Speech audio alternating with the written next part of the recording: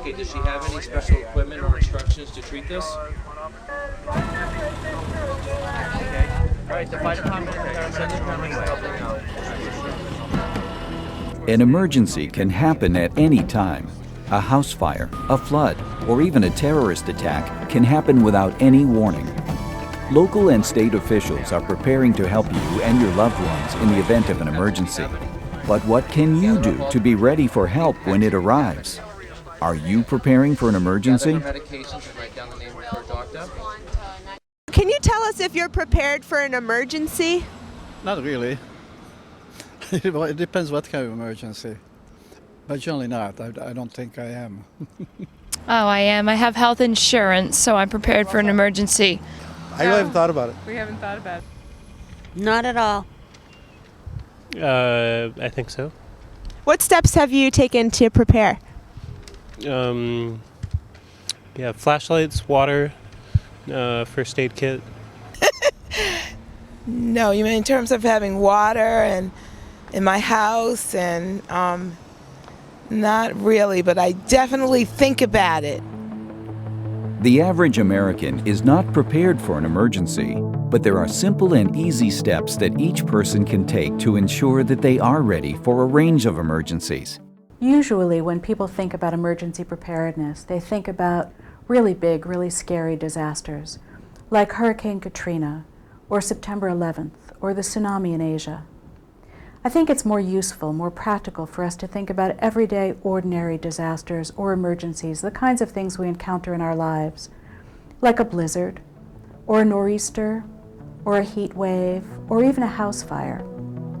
Those are the kinds of things that we can prepare for pretty easily. And the better prepared we are for a small emergency, the better prepared we are for the big disasters. Some of you have already done this. You've already prepared for emergencies. If you've ever expected a baby, chances are pretty good that you had a bag packed, ready to go, so you could get to the hospital when you needed to. That's being prepared. It's your responsibility to be prepared for emergencies, for the small ones, for the big ones, and it's really pretty easy. Just a few simple steps for you to follow. The first step in preparing for a disaster is having an emergency kit. These items are meant to sustain you and your family members for about 3 days. Your emergency kit should include water, first aid supplies, prescription medications, non-perishable foods for you, and remember, food for your pet. You should also pack a flashlight, radio, and plenty of batteries. It is also important to pack an evacuation kit in case you need to leave your home in an emergency. This should include a change of clothes, especially undergarments, some basic lightweight food like granola bars, as well as prescription medication and copies of important documents. This family had most of the items at home already. Preparing for an emergency is easy. Anyone can do it. You can just pick up the rest of the items you need the next time you're at the grocery store. Water. One of those. The last thing you need to complete your emergency kit is paper copies of all your important documents.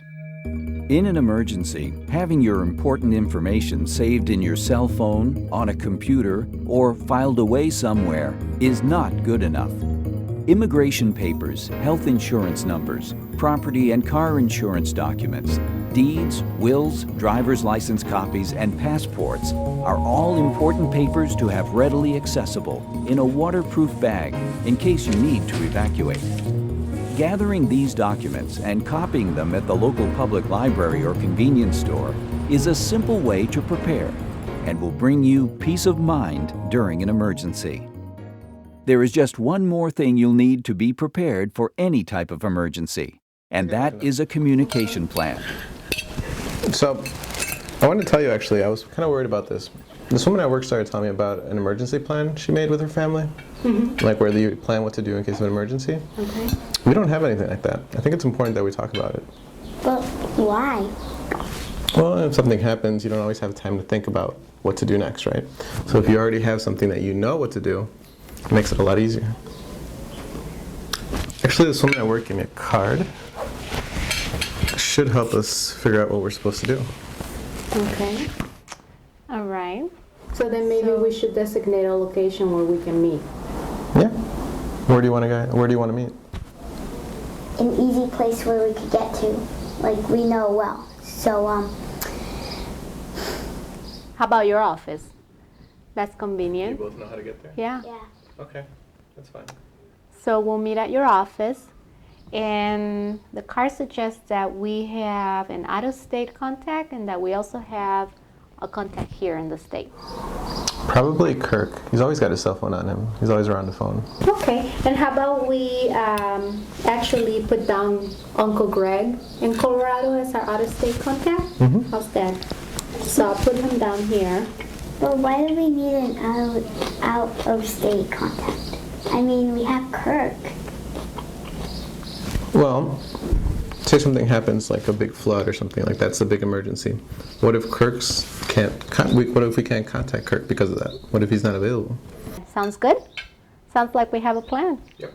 Great. So why don't you take this back to your office and can you make copies for us? It's important that we all carry that with us at all times. So Chelsea, when he gives that to you, you need to put that in your backpack.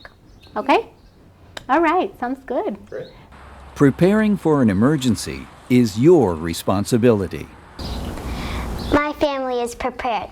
Are you?